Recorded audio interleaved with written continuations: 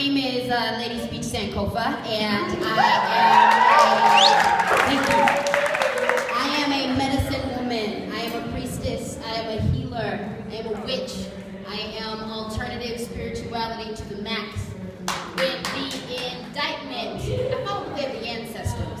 Because, first off, let me ask you a question. How many of you were taught that slaves came from Africa? I was taught that. Raise your hand. You were all taught. This is America, be honest. Were you taught that slaves came from Africa? Yeah. Raise your hand. We were all taught lies. People were brought from Africa and conditioned under a system that made them into slaves. First thing you do when you want to make someone a slave is take their God from them. The original churches live in Ethiopia and they live in Africa. The original churches and the original way lives in Africa, not what we practice here a lot.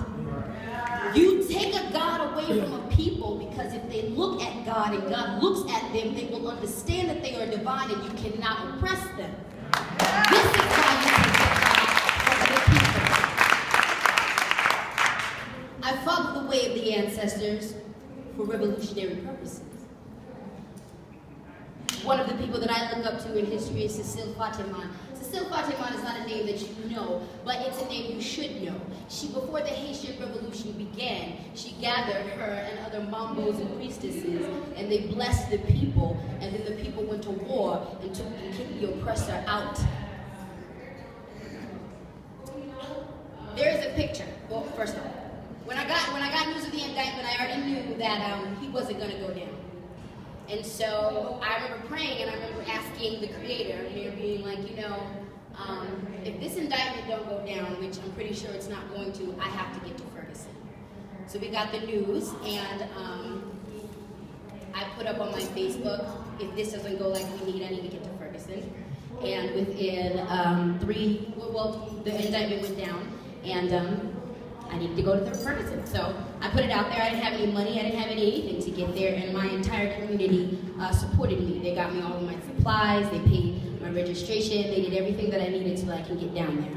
When I got the call to go down there from the Most High, the Creator said, you were going to go down there to be a spiritual medic. I talk a lot in my Facebook statuses about post-traumatic slavery disorder. We are only 150 years away from slavery. Science has proven that we hold the memory of our ancestors at least 7 generations back in our blood and our bones. What's going on with black people right now is taking us back. I don't know any other race of people who can sustain 500 years of panic. That's what we've lived under. Let me think about that. That's where the white privilege comes in. My people have been in panic attack for 500 years. We have not been able to relax for 500 years. And moments like this set fires inside of all of us. So my directive was to go and be a spiritual medic. My directive was to go and address the evil. We talk about the system, that it's all jacked up, but let's talk about the evilness of it all. Let's talk about the spirit of the way this whole country was founded. You came to a country and stole land from a people, killed those people, and you go to another country and you steal people, and then you bring them to stolen land and make us worship. That's evil, and that has to be addressed. There's a picture that got well known of me saging the cops, and I will let you know I was putting spells. I was speaking all the goodness over all of them, okay? Because I feel like that is necessary. If you are Christian, I want you to feel encouraged. What I saw on the ground was Christians not on the pulpit, but in the street, getting beat up and getting bullied. So if you are a Christian, it's your duty to get out of the church and get up on the street. I saw Muslims on the street. I saw everyone on the street. And you know what was not important on the street? No one gave a care about anybody's sexuality, anybody's anything. We were all there so that we can stay alive, okay? So if you are spiritually minded at all, I don't care what you practice, it is your duty to use it. It is your duty to make it active. It is your duty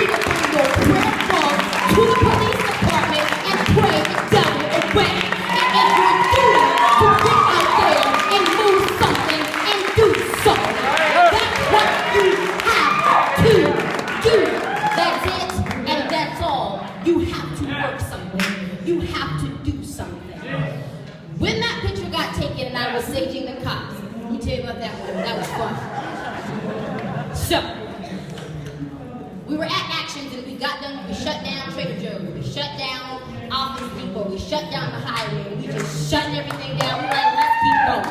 So we march up the highway. I got a misdirective and I thought we were going somewhere else, so I was late and went somewhere else. And so then when I finally was like, this is not where everybody's at, I need to go. So I've been burning sage the whole time. I've been praying, chanting, doing my thing. I finally catch up to the line and I start saging the protesters. And I had black salt and railroad spikes and all kind of juju and magic. I had this community on deck. I was on everybody's altars.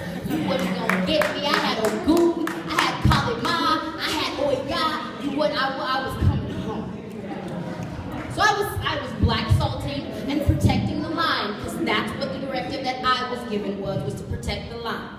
We came to a standstill. And the cops are facing us down. The energy changed. It was real peaceful, and then something went through the crowd, and I was like, this is it, guys. They got the funk in them. They ready. They started to mark people to body snatch, because that happens. You will just come the hell up missing, because the cops will just take you. So they were beginning to mark people in the crowd. It was getting real intense, and I was getting really quiet. And there was a moment where I was at the front, and I just started talking quietly. And I talked to the line of cops, and I said, you know what the whole jacked up thing about this is? The organization that you are fighting for doesn't even care about you. You can't see yourself as human. So you don't see us as human. You see the worst of humanity every day. You do a stressful job, and they don't care about your mental health. You aren't even human to yourself, so I understand why you can't see me as human. But this is the thing. When you are in your, and that's why I don't believe in the no good cops, because if you understand the system of cops, they are not your friends. And I tell you this because they're not allowed to be. It is in the training that they have to distance themselves from you. And let's talk about the fact that real quick. Isn't it 75% of cops beat their wives? Not all of them, but it's super high. Okay. So there's already hate in the home, but that's another parent. Anyway. So I'm saging, I'm doing my thing, and I'm speaking to them and putting the juju and the magic on them. And then at first they were like, this little weird black girl, her colored hair, her smoke, craziness, not paying attention. But then everybody around me started getting quiet. And then everybody started putting their hands on me and each other. And we all started sending this energy forward and pulsing together, this little part of the protest. And then the cops started getting agitated. And they started paying attention. And they started getting a little bit perturbed. And then it clicked in me. You can't fight this. You can't fight faith. You can't fight my ancestors. You can't fight this magic. You have no defense against that. You have a defense for every single thing except for the ancient knowledge that is inherently built inside of us. And then it clicks. Natural law states, when something fears you, you don't have to fear it. Yeah.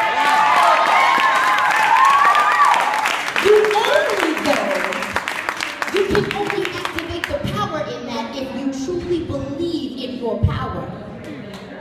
If you truly believe in why you are being called to something. I got on the bus because when Mike Brown died, I looked up at God and said, you got me bent if you think I'm about to have a baby. I'm not going to have a black baby to be killed. I'm not going to have a black girl to have a target placed on her back. I'm not going to have a black boy so he can be modern day lynched. You got me bent. I went to Ferguson so I could talk to Mike Brown and ask him, why should I have a baby? Because it seems pretty hopeless. And then what I saw on the ground was 500 years of our people and our beauty and our light and everything you cannot kill. There was no plan for us, guys. There was absolutely no plan for black people's advancement after slavery. In 150 years, we've managed to turn the tables. You don't know, you don't think that's why they're scared? 150 years ago, there was no plan for us. And all of a sudden, we start thriving? How dare you? How dare you?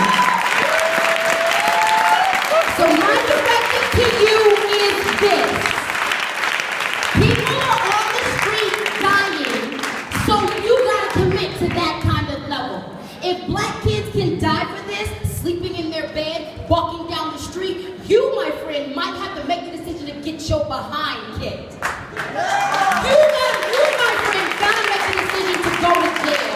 You, my friend, might have to make the decision to go a little bit further than you're comfortable, and that's what it takes. This protesting is cool, but if we're not honest about the fact that people died in the civil rights movement, and that's why a lot of that advanced it, some of us are gonna have to die to get free. We're gonna have to fight on every level. And my last thing, if you are a prayer, a magic maker, a soothsayer, it is your job to be on the front line. That's it, and that's all.